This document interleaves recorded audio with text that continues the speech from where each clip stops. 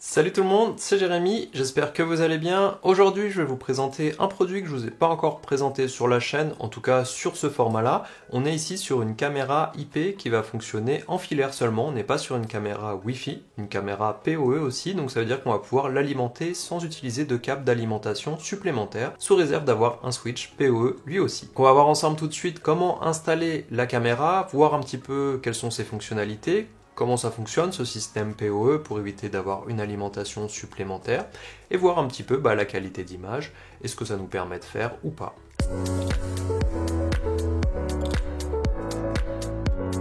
Donc le PoE en fait qu'est-ce que c'est? C'est le Power over Ethernet, c'est-à-dire qu'on va en fait envoyer du courant à travers un câble Ethernet.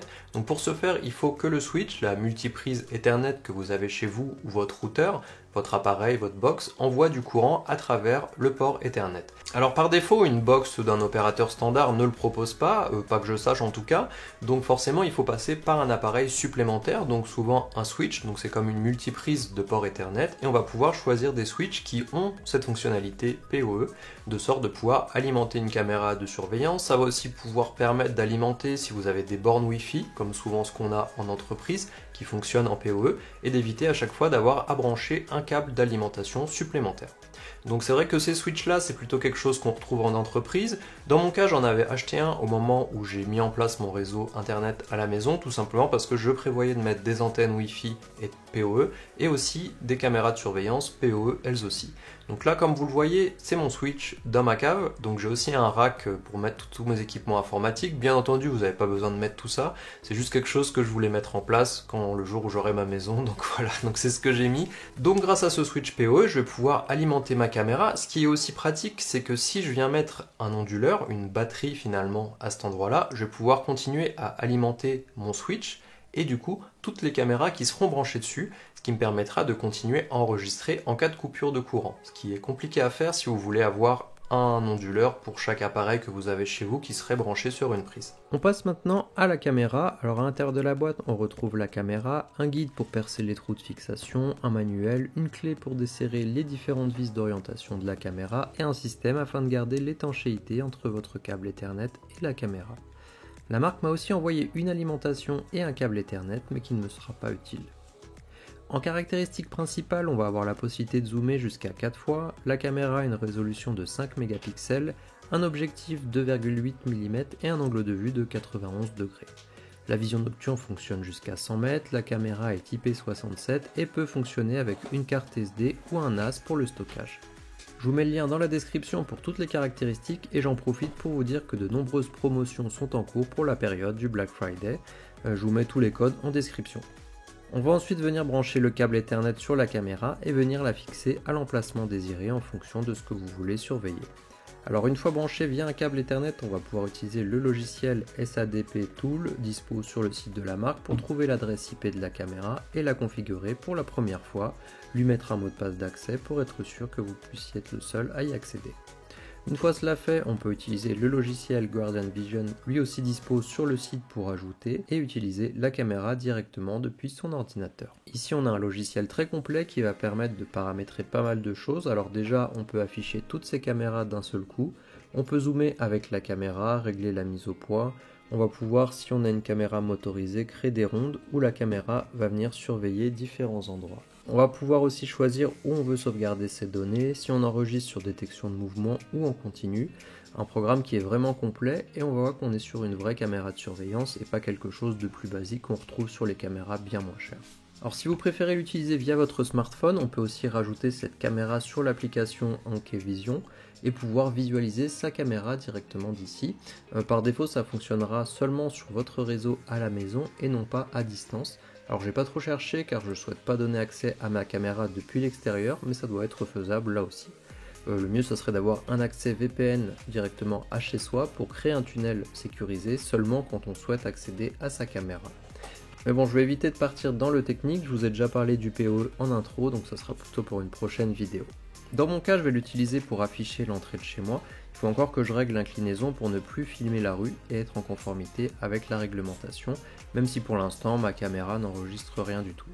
Comme vous le voyez, on peut facilement surveiller ce qui se passe devant chez soi avec cette caméra. On peut encore zoomer dans l'image au besoin. la qualité est bonne et on va pouvoir exporter ces données sur un NAS ou même utiliser directement la caméra sur un NAS Synology par exemple, car celui-ci supporte le format ONVIF. Je vous montre maintenant ce que donne la même chose de nuit, et là encore ça va très bien pour surveiller un peu ce qui se passe.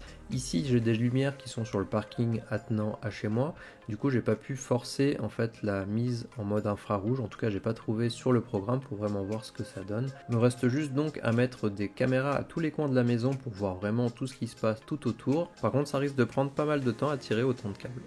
Donc là, l'avantage d'avoir une caméra qui fonctionne en PoE et qui fonctionne via Ethernet pour envoyer ses données et non pas Wi-Fi est multiple. Déjà, on va pouvoir l'alimenter et éviter d'avoir un câble d'alimentation supplémentaire.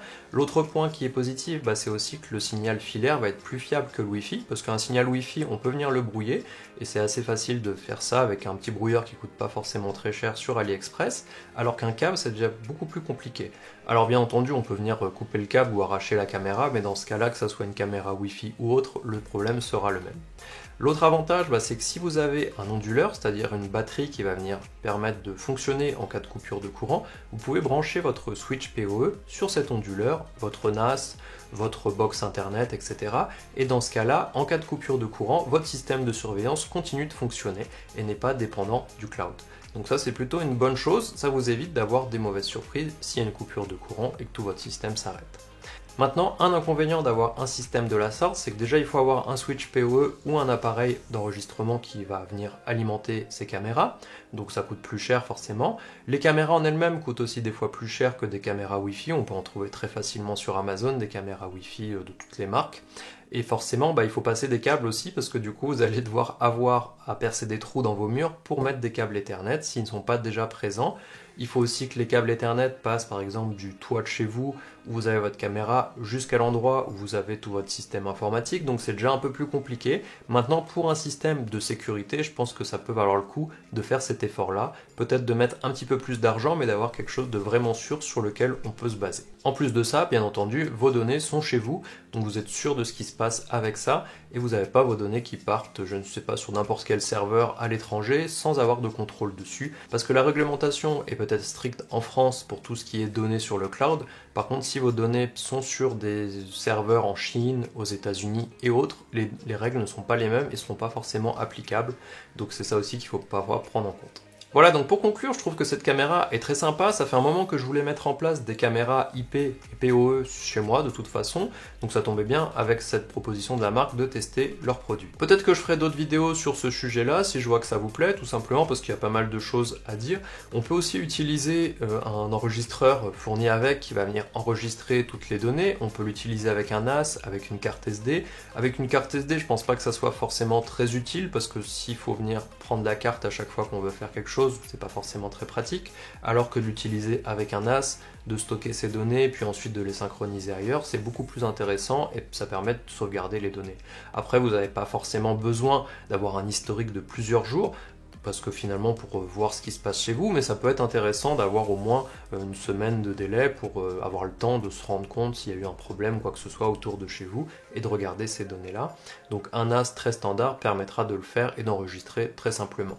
Comme on l'a vu, il est aussi compatible avec les formats qui seraient supportés par les NAS Synology. Si vous voulez passer plutôt par l'interface Synology que par l'interface de la caméra, ce qui est plutôt une bonne chose si vous avez plusieurs caméras de différentes marques, de pouvoir les faire arriver tous ensemble dans votre Synology ou n'importe quelle solution de NAS que vous utilisez.